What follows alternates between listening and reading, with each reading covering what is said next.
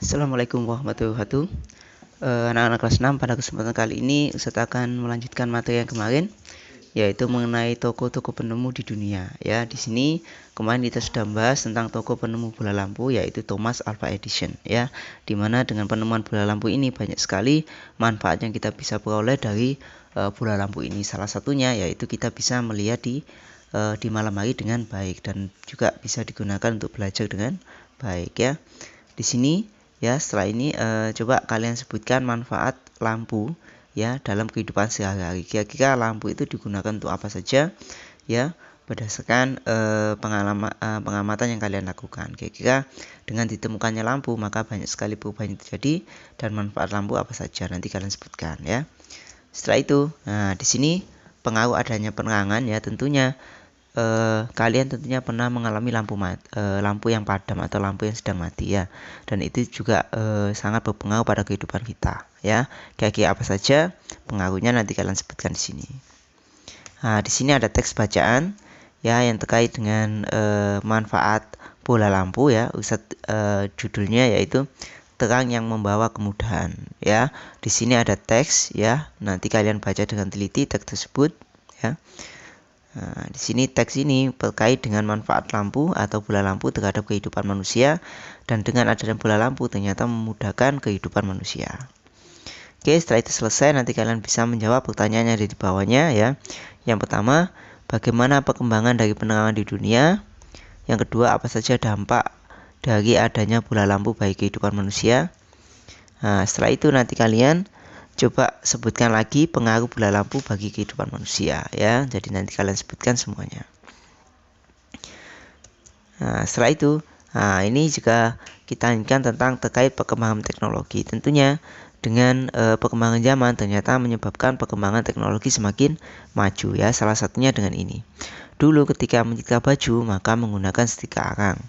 Dengan adanya listrik ya, dengan penemuan baru maka ditemukanlah setrika dengan energi listrik ya. Lalu dulu ya, ketika memasak menggunakan kompor minyak ya. Dengan adanya penemuan baru maka sudah ditemukan kompor dengan menggunakan tenaga listrik. Ya, selanjutnya zaman dulu ya, ketika kita ingin mengetik surat atau apa itu menggunakan mesin tik manual ya. Dengan perkembangan zaman maka sekarang mesin tik digantikan dengan alat komputer. Jadi ini adalah perkembangan terkait dengan penemuan baru yang ada di dunia ya, terkait dengan kehidupan manusia. Nah, selanjutnya kita akan pelajari tentang lingkaran ya. Kemarin kita masih ingat lingkaran ada beberapa komponen ya. Kemarin kita sudah membahas ada 2 komponen, yaitu yang pertama ada namanya jari-jari sama diameter ya. Kali ini kita akan bahas komponen lebih lanjut, yaitu yang pertama ada busur, ada tali busur, ada tembereng, dan ada juring ya. Nanti kita bahas satu persatu. Perhatikan. Nah, dari sini nanti kalian tahu. Coba perhatikan. Jadi yang pertama kemarin kita membahas tentang jari-jari. Jari-jari itu yang mana? Jadi ini sebelum kita belajar jari-jari, O di sini namanya titik pusat. Jadi titik pusat lingkaran di sini namanya O. Ya. Lalu nanti kita tarik garis ke sini, jadi garis A sampai ke B ini namanya diameter. Nah, ini jadi diameter. Lalu garis A sampai ke O setengahnya diameter ini namanya jari-jari. Ya, jadi ini jari-jari, ini sampai sini diameter. Lalu di sini ada namanya juring. Juring itu daerah yang dibatasi oleh 2 jari-jari. Jadi ini namanya juring. Ya, yaitu daerah yang dibatasi oleh 2 jari-jari. Jadi ini namanya juring. Ya, lalu ada namanya busur. Ya, nah, busur itu jarak tepi. Nah, jadi ini ada A sampai C, ini namanya busur. Nah, ini busur yang ini juga termasuk busur ya. Jadi B ke C ini busur juga. Ya. Lalu jika kita tarik garis antara A dengan C atau antara jari-jari dengan jari-jari, ya, ini namanya adalah busurnya. Nah, jadi ini adalah busur. Maaf, kalau yang A ke C ini namanya tali busur. Jadi ini busur. Jadi busur itu jika kita menarik garis dari satu jari-jari ke jari-jari yang lainnya itu namanya busur. Nah, kalau tali busur adalah garis yang menghubungkan antara A dengan C atau garis tepinya. atau bagian dari garis lengkung pada lingkaran. Nah, ini namanya tali busur. Ya. Jadi setelangi ya, lalu yang O ke D ini namanya apotema. Apotema itu garis lurus ya, garis tegak lurus yang menghubungkan antara busur dengan pusat lingkaran. Ya, jadi antara busur ya dengan pusat lingkaran itu kalau kita tarik garis lurus tegak lurus maka disebut dengan apotema. Nah, setelangi jadi A ke B ya, ini namanya diameter. A ke O namanya jari-jari ya, jadi ini jari-jari.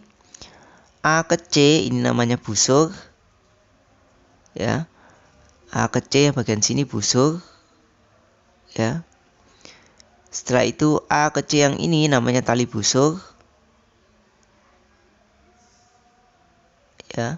Lalu O ke D ini namanya apotema ya. Jadi ini ada busur, tali busur, apotema, jari-jari, diameter ya. Jadi itu harus tahu semuanya terkait dengan hal itu. Oke.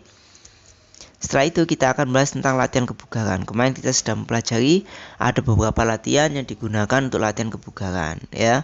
Salah satunya kemarin yaitu sit up, push up dan lain-lain ya. Sekarang perhatikan. Di sini ada beberapa permainan yang dapat melatih kebugaran atau kita ingin mengecek bagaimana tingkat kebugaran kita. Yang pertama ada gerobak dorong berpasangan, bermain saling mendorong, loncat tegak mencapai sasaran, balap karung ke depan dan ke belakang. Jadi 4 olahraga ini atau permainan ini dapat melatih atau mengetahui bagaimana tingkat kebugaran kita ya. Gambarnya semacam ini. Jadi ini adalah salah satu cara, yaitu lompat tegak mencapai sasaran. Nah, ini ya. Nanti kalian berulang kali melakukan gerakan ini, nanti kira-kira kuatnya berapa ya. Ini juga sama ya, balap karung maju dan mundur juga sama untuk mengetahui tingkat kebugaran kita. Yang ketiga ada namanya gerobak dorong semacam ini ya. Ini juga melatih mengetahui bagaimana tingkat kebugaran kita. Dan main dorong-dorongan juga sama ya. Ini juga melatih tingkat kebugaran seseorang ya. Nanti kalian bisa praktekkan. Oke, selanjutnya yaitu penemu alat mekanik. Nah, penemu alat mekanik di sini yaitu penemuan roda ya, di mana roda ini ditemukan oleh Charles Goodyear. Tentunya kalian pernah dengar kan Goodyear. Goodyear itu salah satu merek dari roda ya. Ternyata Goodyear itu mengingatkan bahwa dia adalah penemu roda pertama kali ya. Jadi ini adalah Goodyear ya. Jadi sini awalnya di sini ada sejarah terkait dengan penemuan roda, di mana roda awalnya itu dibuat dari mesin pemintal ya. Jadi mesin pemintal diubah menjadi roda sekitar 3000 sebelum Masehi ya. Jadi sangat lama penemuan dari roda itu. Setelah itu perkembangannya ditemukan di Tiongkok, Arab, Eropa dan belahan dunia lainnya ya. Jadi dikembangkan sampai di situ. Dan ini lalu ada namanya John Dunlop ya. Jadi ini menyempurnakan penemuan dari Goodyear ya. Jadi ini pada tahun 1845 Thomson dan Dunlop kemudian menciptakan ban yang berisi udara ya. Jadi ban berisi udara yang kita gunakan sekarang itu merupakan penemuan dari Thomson dan Dunlop ya. Ada 2 orang. Makanya Dunlop. Nah, tentunya kalian pernah dengar kan ada namanya Dunlop ini termasuk salah satu merek dari roda ya. Jadi abadikan dalam untuk penemuannya. Nah, untuk perkembangannya sendiri semacam ini. Jadi sebelum Masehi ya, roda digunakan menggunakan gelondongan kayu semacam ini untuk memindahkan barang. Ya, lalu berkembang, setelah itu ditemukan namanya mesin pemintal pada tahun 3000 sebelum Masehi semacam ini. Lalu berkembang lagi pada tahun 1500-an, itu ditemukan roda dengan menggunakan bahan kayu semacam ini. Ya, lalu berkembang sesudah Masehi maka ditemukannya semacam ini ya. Nah, ini sudah ada jerujinya ya, namun terbuat dari kayu. Pada tahun 1839 baru ditemukan roda yang sekarang kita gunakan, yaitu dengan menggunakan karet dan berisi udara ya. Jadi ini adalah perkembangan ditemukannya roda ya. Setelah itu hak dan kewajiban penemu. Tentunya para penemu itu memiliki hak, biasanya disebut dengan hak cipta ya, yang harus kita temukan ya. Nah, berdasarkan teks bacaan nanti kalian bisa jelaskan ya terkait dengan ini. sebutkan beberapa macam hak yang dimiliki oleh para penemu. Jadi hak yang utama dimiliki oleh seorang penemu yaitu hak paten, di mana hak paten itu merupakan hak ia untuk memproduksi barang itu dalam jumlah banyak, dan ketika ada penirunya maka dia bisa menuntutnya ya. Jadi itulah hak dari seorang penemu ya. Nah, jadi ini terkait dengan hak, nanti kalian pelajari di sini ya. Jadi hak, apakah mereka telah mendapat haknya? Tentunya dengan adanya penemuan maka mereka memiliki hak untuk membuat secara banyak ya. Apa manfaat hak tersebut? Nah, dan seterusnya nanti kalian bisa pelajari lebih lanjut. Oke. Nah, ini hak dan tanggung jawab, nanti kalian bisa baca di sini terkait dengan hak dan tanggung jawab yang ada di masyarakat ya. Oke, demikian. Jangan lupa nanti dikerjakan dengan baik soal-soalnya. Jika kesulitan nanti bisa tanya pada orang tua kalian atau bisa tanya pada ustadz-ustadz kalian ya. Demikian pembelajaran kali ini. Ustadz Agiri. Wassalamualaikum warahmatullahi wabarakatuh.